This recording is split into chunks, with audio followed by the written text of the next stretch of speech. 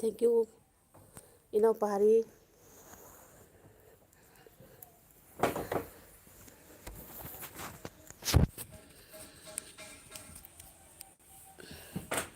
Thank you, thank you. I kena toba higi mani kano gi mentai skim matungda kana LB thabase kana to thau tai hayaba to kamai tawgadage aina yengba chadriye pare I chakti loireba chak chadri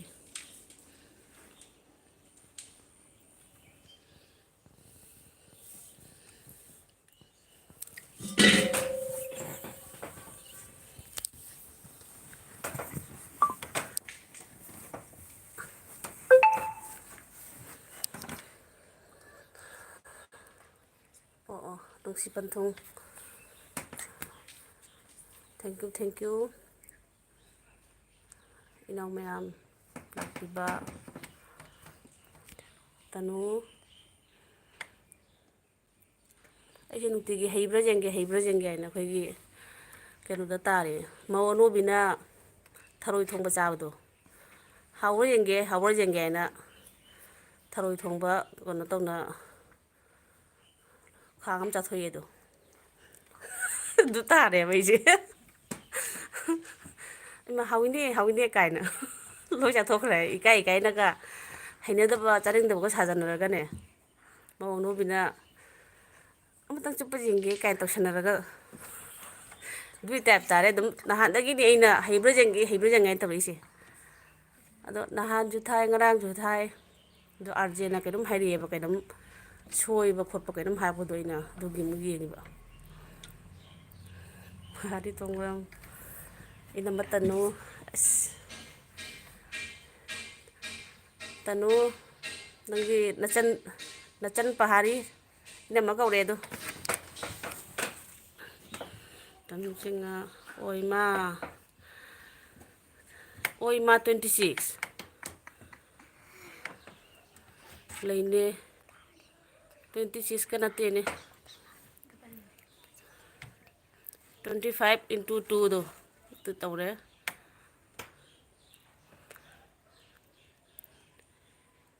welcome mai khoni aise labuk ka pukri ga enghalini pahari chakchar bro pahari noi sipani nganna charam no malida tanu singho pahari se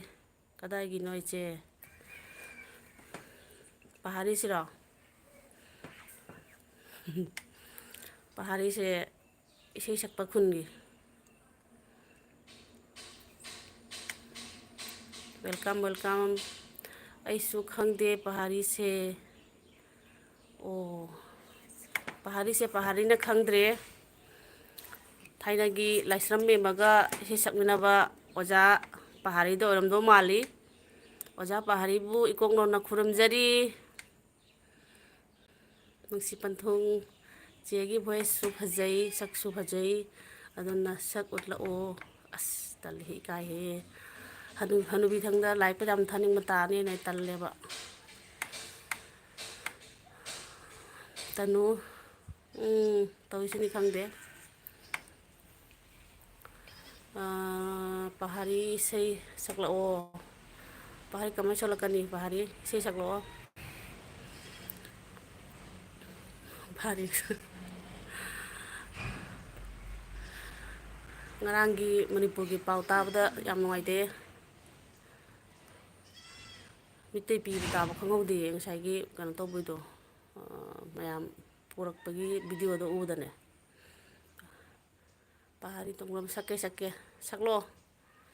pahari isei amoina thajalo sira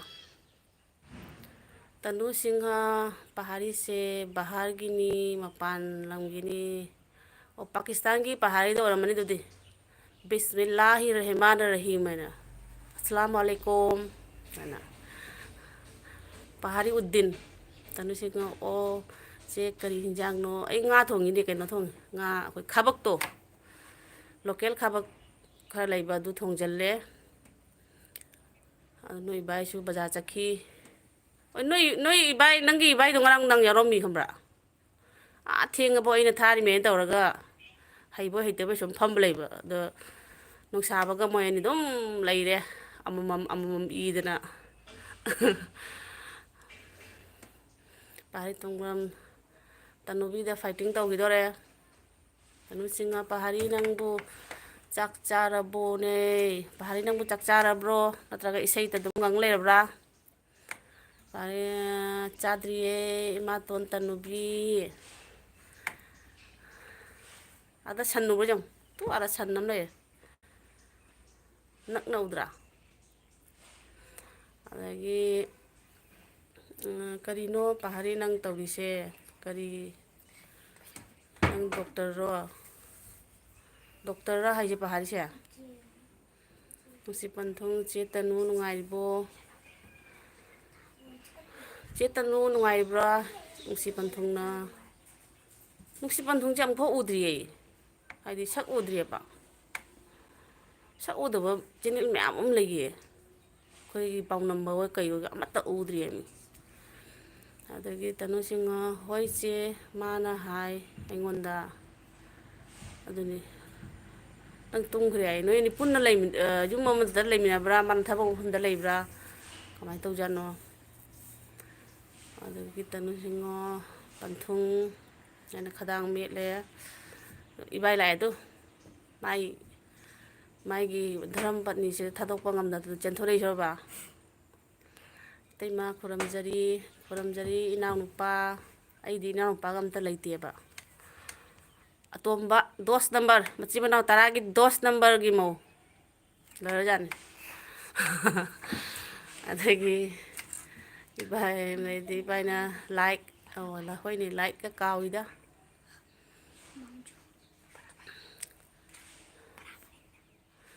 sarga da uliba number se mira laira khangde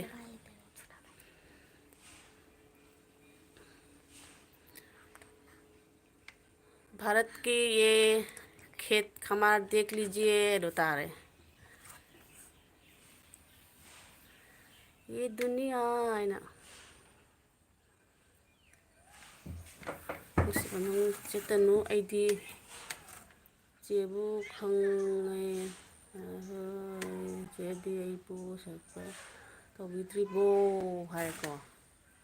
Tanu तारब्रा nang si panthungda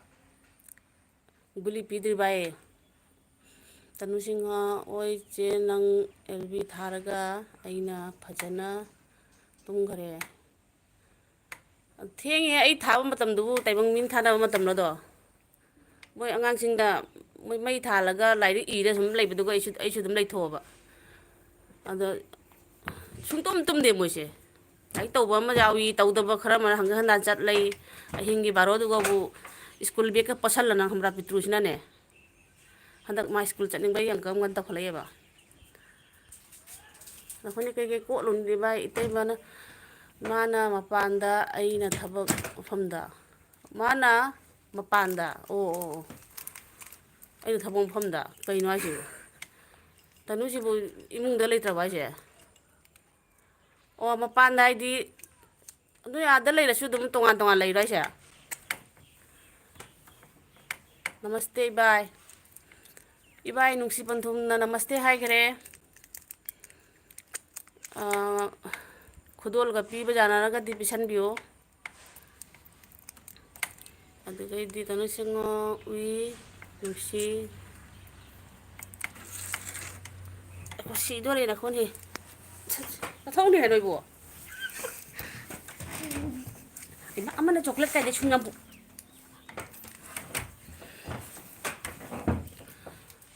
ui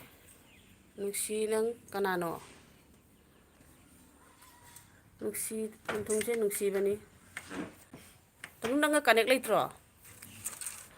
adune ba ahingi baro du go bek pusalaga noi kedo na u bani noi hero na go u bani bek pusalaga hanga na chat lei hongra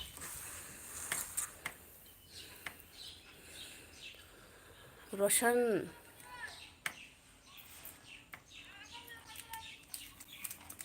kai no sibo mit ka tang ni dore mai anga ma tham noi la ꯖꯕ꯭ꯔꯥꯗꯣ ꯖꯕ꯭ꯔꯥ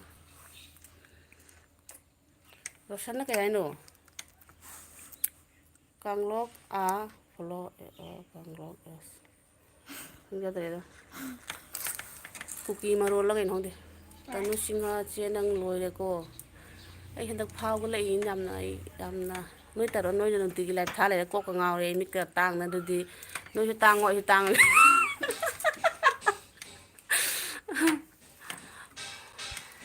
ꯍꯟꯗꯛꯀꯤ ꯃꯨꯁꯤꯟ ꯃꯨꯕ ꯃꯣꯏ ꯑꯦꯜꯕꯤꯁꯦ ꯏꯕꯗ ꯑꯩ ꯀꯩꯅꯣ ꯇꯧꯋꯦꯕ ꯀꯣꯛ ꯉꯥꯎꯏ ꯀꯔꯤ ꯀꯩꯅꯣꯒ ꯚꯥꯞ ꯇꯥꯗꯦꯕ ꯅꯨꯡꯁꯤ ꯄꯟꯊꯨꯡ ꯆꯦ ꯑꯩ ꯕ꯭ꯂꯨ ꯄꯥꯝꯃꯦ ꯆꯦ ꯇꯅꯨꯁꯦ ꯑꯩ ꯀꯅꯥꯅꯣ ꯃꯁꯛ ꯇꯥꯛꯀꯦ ꯊꯨꯡꯅꯤ ꯏꯆꯥꯁꯤꯡꯁꯤꯅ ꯌꯣꯝꯁꯤꯜꯂꯤꯁꯦ ꯌꯦꯡꯉꯨ ꯉꯥꯏꯈꯣꯀꯣ ꯑꯩꯁꯨ ꯍꯩꯕꯅꯤ ꯌꯦꯡꯉꯨꯅꯦ ꯕ꯭ꯂꯨ ꯄꯥꯝꯃꯦ ꯑꯩꯁꯦ ꯑꯩ ꯁꯨꯃꯥꯏꯅ ꯇꯧꯔꯒ ꯁꯤꯟꯇ꯭ꯔꯥ ꯁꯤꯟꯇ꯭ꯔꯥ ꯑꯣꯏꯔꯕ ꯌꯦꯡꯉꯨ ꯅꯨꯡꯁꯤ ꯄꯟꯊꯨꯡ ꯑꯣꯏꯔ ꯃꯥꯅꯦ ꯇꯅꯨ ꯁꯤꯡꯍ ꯅꯨꯡꯁꯤ ꯄꯟꯊꯨꯡ ꯇꯅꯨ ꯁꯤꯡꯍ ꯖꯕ꯭ꯔꯥ ꯑꯗꯨ ꯖꯕ꯭ꯔꯥꯗꯣ ꯍꯩꯅꯧ ꯄꯥꯝꯕꯤ ꯀꯛꯊꯔꯝꯕꯒꯤꯅꯦꯕ ꯏꯁ ꯅꯣꯏ ꯀꯅꯥ ꯖꯕ꯭ꯔꯥ ꯎꯖꯔꯕꯣ ꯖꯕ꯭ꯔꯥ ꯍꯥꯏꯗꯣ ꯅꯈꯣꯏꯅꯦ ꯀꯅꯥꯅꯣ ꯑꯩꯈꯣꯏ ꯄꯥꯎꯅꯝꯕ ꯂꯥꯛꯏꯅꯦ ꯇꯅꯨꯁꯤꯡꯍ ꯏꯇꯩꯃ ꯂꯥꯏꯛ ꯄꯥꯎꯅꯝꯕ ꯃꯥꯏ ꯗꯤꯌꯔ ꯕ꯭ꯔꯗꯔ ꯊꯦꯡꯀ꯭ꯌꯨ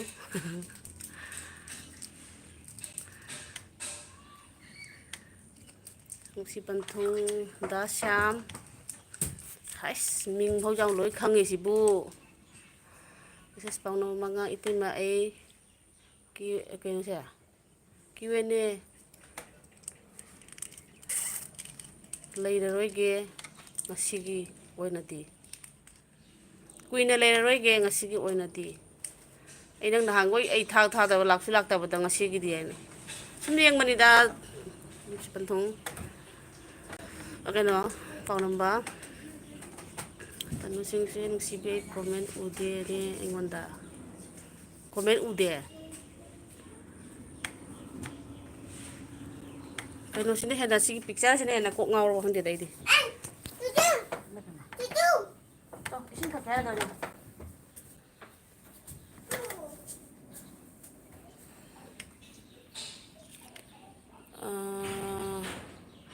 ꯂꯣꯇꯤꯁ ꯃꯣꯟꯇꯤꯌꯥꯅꯣ TV welcome to my live stream India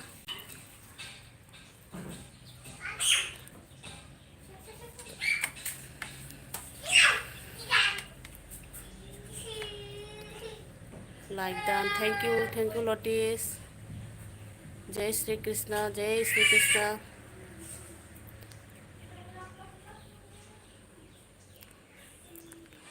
thank you Lotus ꯀꯥꯏꯗꯅꯣ ꯑꯥꯗꯩ ꯌꯨꯝꯁꯦ ꯀꯥꯏꯅꯣ ꯃꯌꯥꯡꯃꯌꯨꯡꯅꯤ ꯂꯧꯕꯨꯛꯇ ꯂꯩꯔꯤꯁꯤꯡꯁꯦ ꯃꯌꯥꯡꯃꯌꯨꯡ ꯉꯥꯛꯇꯅꯤ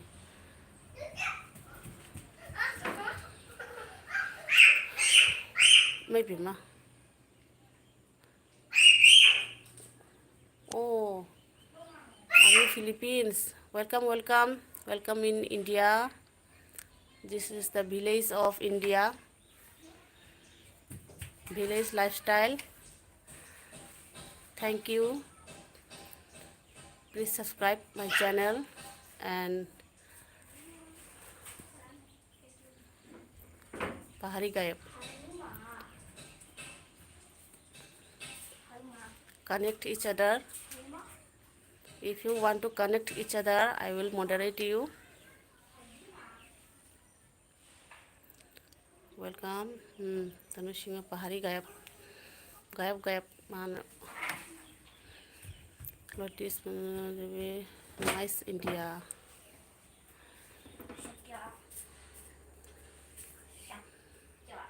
Kainu.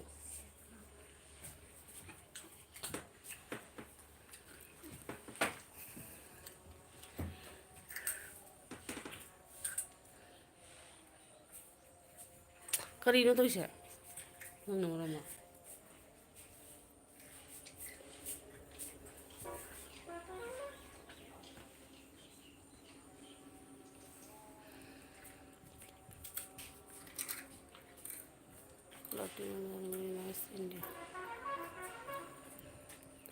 ꯈꯤꯇꯪ ꯐꯖꯕ ꯖꯒꯥ ꯑꯃ ꯑꯣꯏꯔꯗꯤ ꯐꯔꯦ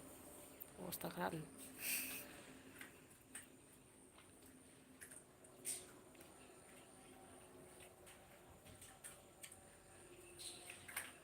ꯊꯦꯡꯀ꯭ꯌꯨ ꯊꯦꯡꯀ꯭ꯌꯨ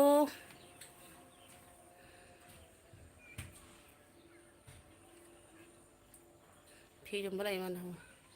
ꯍꯥꯏ ꯏꯇꯥ ꯇꯦꯁ ꯑꯩꯠ ꯂꯥꯏꯛ ꯗꯥꯟ ꯍꯥꯏ ꯏꯇꯥ ꯃꯣꯃꯤꯇꯥ ꯍꯩꯇ꯭ꯔꯥ ꯑꯩꯁꯦ ꯍꯩꯕ꯭ꯔꯥ ꯌꯦꯡꯉꯤꯅꯤꯀꯣ ꯅꯨꯡꯇꯤ ꯈꯨꯗꯤꯡꯒꯤ ꯍꯩꯕ꯭ꯔꯥ ꯌꯦꯡꯉꯤꯃꯤ ꯑꯩ ꯉꯁꯥꯏꯒꯤ ꯋꯥꯔꯤ ꯇꯥꯔꯦꯕ ꯃꯧ ꯑꯅꯧꯕꯤꯅ ꯊꯔꯣꯏ ꯆꯨꯞꯄ ꯏꯀꯥꯏꯅ ꯑꯃꯇꯪ ꯍꯥꯎꯕ꯭ꯔꯥ ꯌꯦꯡꯒꯦ ꯍꯥꯏꯔꯒ ꯁꯨꯝ ꯆꯨꯞ ꯑꯃꯃꯨꯛ ꯆꯨꯞ ꯑꯃꯃꯨꯛ ꯆꯨꯞ ꯑꯩꯈꯣꯏꯒꯤ ꯀꯣꯝꯄꯥꯛ ꯑꯃ ꯆꯥꯊꯣꯛꯈꯤ ꯑꯗꯣ ꯇꯥꯔꯦ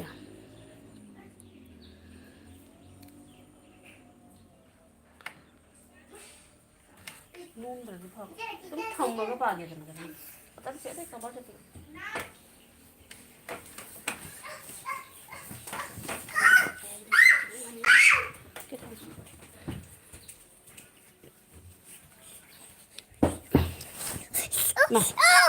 ꯁꯨꯃꯥꯏꯅ ꯇꯧꯔꯗꯤ ꯃꯨꯁꯤꯟ ꯃꯨꯔꯕ ꯁꯤꯕꯣ ꯔꯣꯁꯟ कुकी फ्लो कंक्लोंग बी क्लब फ्लो कंक्लोंग be must be I don't know your language Kuki brother are you Kuki brother आशी बिथा दे ती बिथा देबा हेलो इता आई इसबो करी मचु ओइना उगे कनोसे स्क्रीन से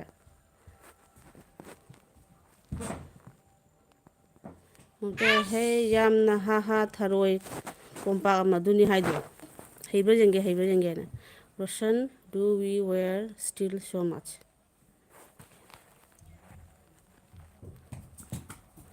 कदिनो okay Roshan please subscribe my channel इता वाई ममले मुशिन मम खबो सुमाय तौरी माय तौबा सिदी मचु थोबा सुमाय तौदोनी चुम्मी चुम्मी सी थोकरा मचु हाइट डायरी मैडम वेलकम मचु का थोनो इ तौ याम तौदाइने मचु थोकी बिंदी का नमे दो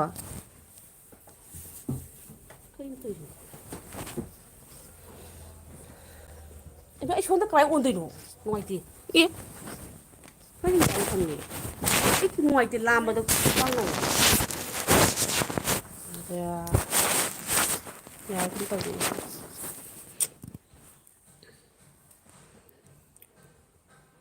et lak le chumma braduni ngasai arjena moi hainabado adudo aina tawraga jenge sineba miga lakpa laktaba igi niyomse chumbra aina tawraga ichanupiga tawraga tawineba aidi nahangi smaisi tawlaude like done tawai Robita chak loirabo chak charabo ai chakti loire adugane aidi sum jenge ichanupida hambra aina ba anu kai samo kai moi tharani to tha moi thaja jane ai kaino heibra mai chumbra chumdabse khanghodraga dei kamai tawdoge aina ne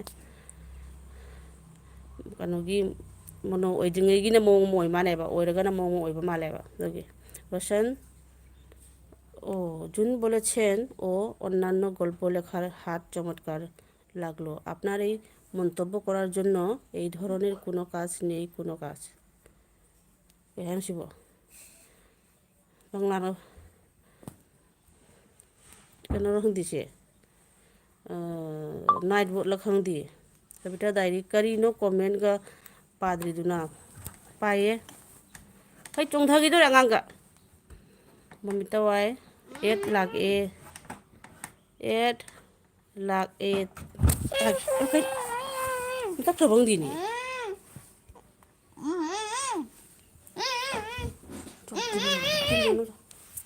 8 lakh lei ta gero hongde nungsi panthong che khuman ningthau namak o lb video na kai haina sibo dakhole khuman ningthau namak o lb video na kai haina sibo I khangde nungsi panthong ai yang pana heite ba kai grase ꯑꯣꯏꯃ ꯆꯠꯈ꯭ꯔꯣ ꯆꯠꯈ꯭ꯔꯣ ꯀꯔꯤꯅꯣ ꯇꯧꯁꯤꯕ ꯑꯉꯥꯡꯁꯤ ꯏꯊꯛꯇꯒ ꯆꯣꯡꯁꯜꯂꯛꯑꯦ ꯃꯤꯁꯤꯕꯨ ꯁꯤꯕꯨ ꯁꯤꯔꯝꯒꯅꯤꯅꯦ ꯑꯩꯕꯨ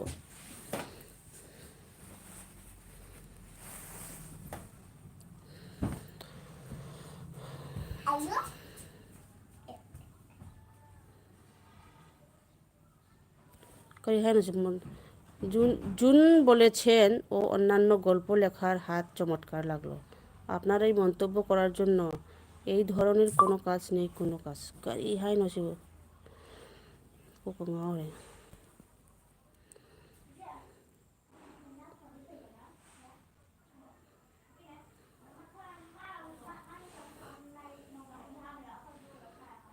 Mamita chak lorbo ita mamita di chak charabra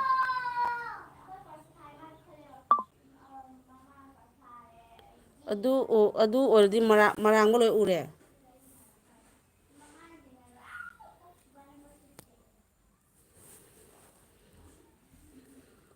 কম তরে এনেছিব June বলেছেন ও অন্যান্য গল্প লেখার হাত চমৎকার লাগলো আপনার এই মন্তব্য সিতা ইরক লই তৌলা জ্ঞান তাদ্রিনি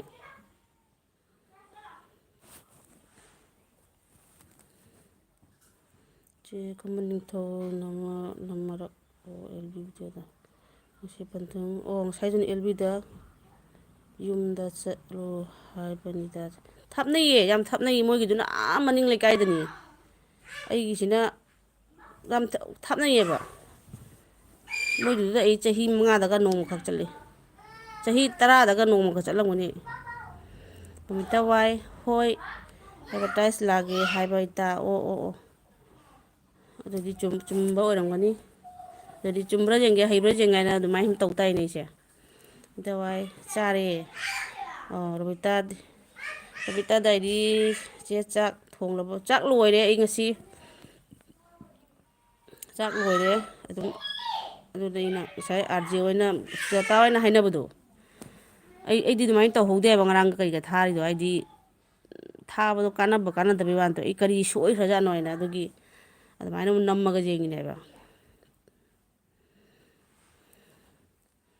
ꯀꯩꯅꯣꯁꯨ ꯑꯦꯠ ꯂꯥꯛꯂꯦ ꯑꯩꯁꯦ ꯍꯟꯖꯤꯟ ꯍꯟꯖꯤꯟ ꯑꯗꯨꯝ ꯂꯥꯛꯑꯕ ꯁꯤꯕꯣ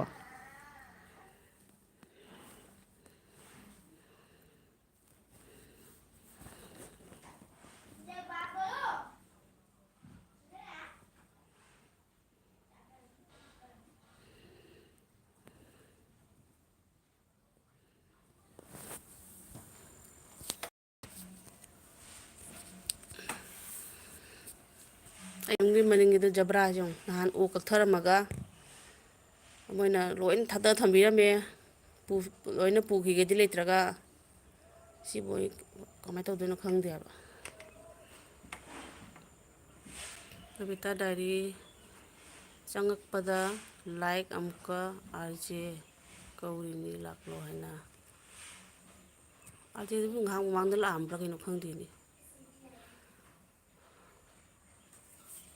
ꯑꯩ ꯉꯁꯥꯏꯁꯨ ꯐꯣꯟ ꯇꯧꯈꯠꯂꯝꯃꯦ ꯃꯉꯣꯟꯗ ꯀꯃꯥꯏ ꯇꯧꯗꯣꯏꯅꯣ ꯍꯥꯏꯅ ꯑꯗꯩ ꯑꯃꯨꯛꯀ ꯌꯨꯇꯨꯕꯇ ꯑꯃꯨꯛ ꯌꯦꯡꯉꯦꯕ ꯑꯩ ꯑꯥꯐꯇꯔ ꯃꯣꯅꯤꯇꯥꯏꯖꯦꯁꯟ ꯑꯗꯨꯗꯨ ꯀꯩꯅꯣ ꯀꯥꯏꯅ ꯑꯃꯨꯛ ꯌꯦꯡꯉꯦ ꯑꯗꯩ ꯃꯣꯏꯅ ꯀꯩꯅꯣ ꯍꯥꯏꯔꯛꯑꯦꯕ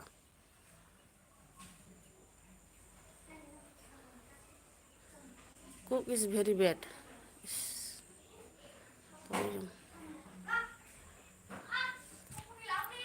ꯇꯧꯔꯤꯁꯤ ꯌꯦꯡꯉꯨꯁꯦ ꯔꯣꯁꯟꯁꯤꯕꯨ ꯃꯤꯔ ꯂꯥꯏꯔ ꯈꯪꯗ꯭ꯔꯦ ꯁꯥꯃꯨꯃꯥ ꯅꯨꯡꯁꯤꯕꯤ ꯍꯥꯏ ꯏꯅꯥꯎ ꯅꯨꯡꯁꯤꯕ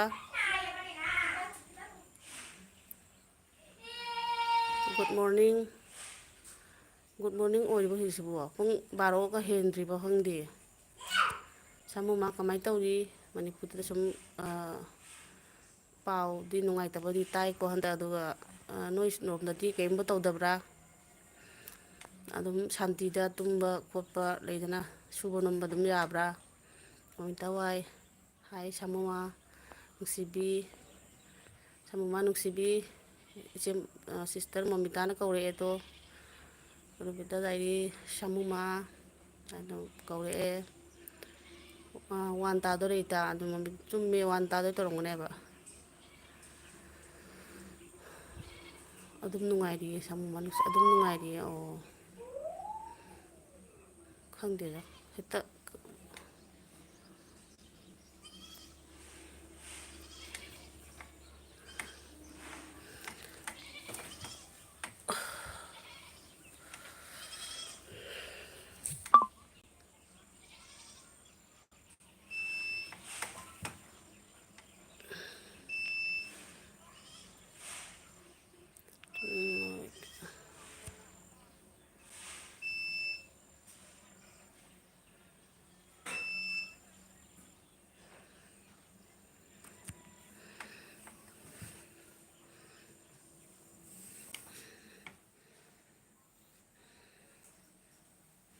ꯍꯦꯜꯂꯣ ꯆꯦ ꯔꯨꯕꯤ ꯑꯦꯟ ꯆꯦ ꯃꯣꯃꯤꯇꯥ,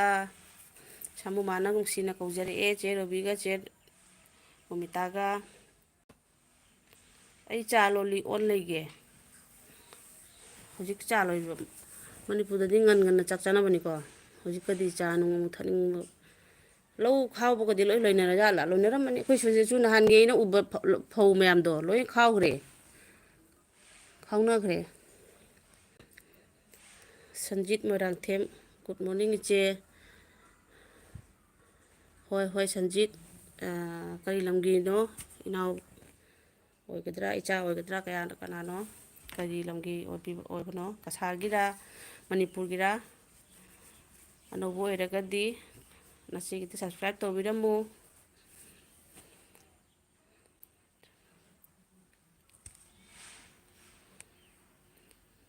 ꯁꯃꯨꯃꯥ ꯅꯨꯡꯁꯤꯕꯤ ꯂꯣꯏꯅꯔꯦꯅꯦꯅꯦ, ꯂꯣꯏꯅꯔꯦꯅꯦꯅꯦ ꯑꯧ ꯑꯧ ꯑꯧ ꯀꯩꯅꯣꯗ ꯅꯣꯏ ꯑꯗꯅ ꯈꯔ ꯍꯥꯟꯅ ꯇꯧꯈꯤꯕ ꯍꯥꯏꯇꯥꯔꯦꯀꯣ, ꯁꯣꯝꯗꯅ ꯂꯣꯏꯅꯃꯛ ꯂꯣꯏꯗ꯭ꯔꯤ, ꯈꯔ ꯃꯈꯩꯗꯤ ꯐꯧ ꯈꯥꯎꯅꯔꯦ꯫ ꯇꯋꯥꯏ ꯁꯃꯨꯃꯥ ꯍꯥꯏꯅ ꯂꯣꯜꯂꯤꯌꯦ ꯁꯃꯨꯃꯥ ꯍꯥꯏꯅ ꯂꯣꯜꯂꯤꯌꯦ ꯆꯥꯗꯣ꯫ ꯁꯃꯨꯃꯥ ꯅꯨꯡꯁꯤꯕꯤ ꯑꯩꯗꯤ ꯁꯞ ꯇꯧꯔꯦꯀꯣ ꯅꯦꯅꯦ꯫ ꯇꯧꯔꯛꯑꯅꯨ ꯇꯧꯔꯛꯑꯅꯨ ꯅꯪ꯫ ꯁꯨꯝ ꯍꯥꯏꯔꯤꯃꯤꯍꯦ, ꯃꯌꯥꯝꯅꯀ ꯍꯥꯏꯅꯩ ꯀꯥꯏꯅꯁꯨ ꯑꯩꯁꯨ ꯑꯗꯨꯝ ꯍꯥꯏꯔꯤꯃꯤ꯫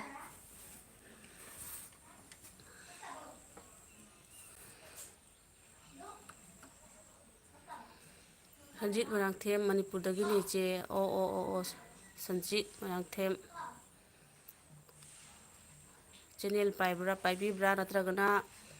ꯆꯨꯝꯅ ꯁꯨꯝ ꯑꯣꯏꯕ꯭ꯔꯥ? ꯑꯩꯈꯣꯏ ꯃꯩꯇꯩ ꯉꯥꯛꯇꯅꯤ ꯁꯤꯗ ꯌꯥꯎꯔꯤ ꯃꯌꯥꯝꯁꯦ꯫ ꯃꯌꯥꯝꯗꯤ ꯁꯞꯄꯣꯔꯠ ꯇꯧꯕꯤꯔꯝꯃꯣ꯫ ꯃꯣꯃꯤꯇꯥ ꯋꯥꯏ ꯍꯥꯏ ꯁꯟꯖꯤꯠ ꯃꯣꯏꯔꯥꯡꯊꯦꯝ꯫ ꯆꯦ ꯔꯣꯃꯤꯇꯥ, ꯑꯩꯈꯣꯏ ꯃꯣꯃꯤꯇꯥꯒ ꯏꯇꯥ ꯃꯣꯃꯤꯇꯥꯒ ꯈꯪꯅꯕ꯭ꯔꯣ ꯁꯟꯖꯤꯠꯁꯦ? ꯑꯗꯨꯝ ꯄꯥꯏꯖꯗꯦ ꯑꯣ ꯑꯣ ꯑꯣ ꯍꯣꯏ ꯍꯣꯏ ꯍꯣꯏ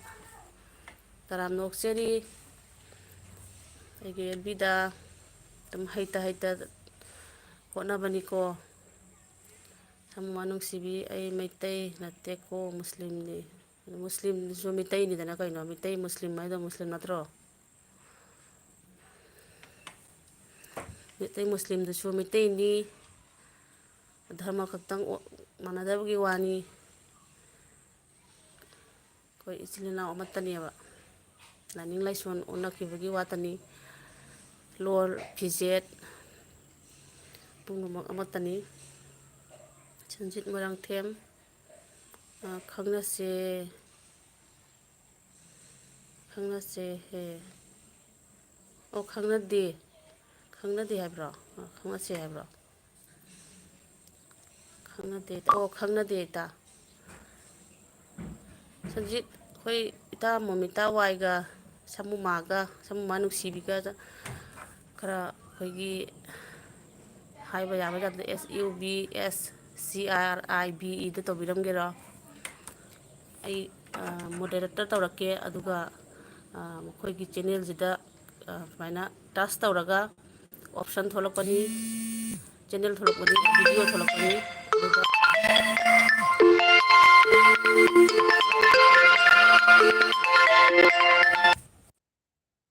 ꯇꯣ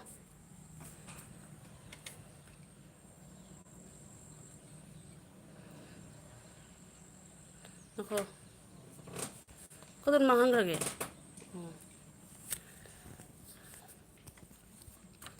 ꯀꯩꯗꯧꯈ꯭ꯔꯒꯦ ꯁꯤꯕꯣ? ꯀꯩꯁꯨꯝ ꯂꯩꯔꯛ ꯅꯣꯏ ꯂꯥꯛꯑꯣ ꯑꯁꯨꯝ ꯀꯩꯅꯣ ꯇꯧ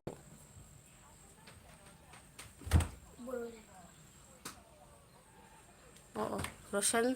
how is possible Roshan what do you want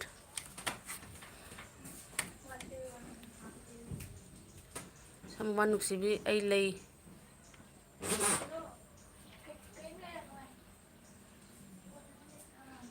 ꯀꯩꯅꯣꯒꯤꯗꯨ ꯍꯥꯏꯈꯤꯁꯤꯔꯣ ꯅꯥꯔꯛꯀꯤꯗꯣ ꯀꯩ ꯃꯃꯤꯡ ꯍꯥꯏ ꯔꯦꯁꯅꯥ ꯃꯃꯤꯡꯗꯣ ꯀꯩꯅꯣꯝ ꯍꯥꯏꯗꯥꯏꯅꯦ ꯃꯃꯤꯡꯗꯣ ꯍꯥꯏꯒꯣ ꯃꯣꯅꯣ ꯀꯩꯅꯣꯝ ꯍꯥꯏꯗꯥꯏ ꯑꯥ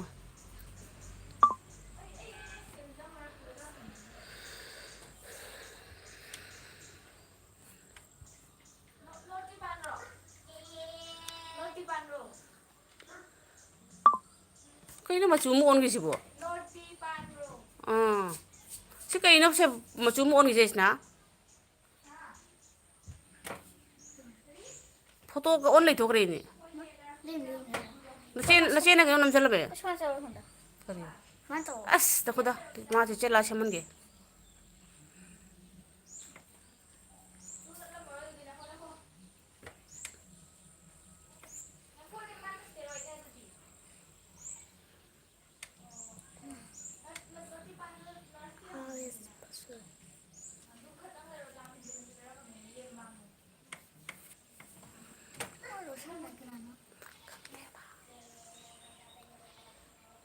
ꯔꯦꯁꯅꯥ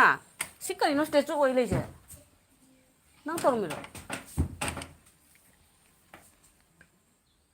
ꯁꯤ ꯀꯩꯅꯣ ꯁꯦꯝꯃꯣ ꯑꯝꯇ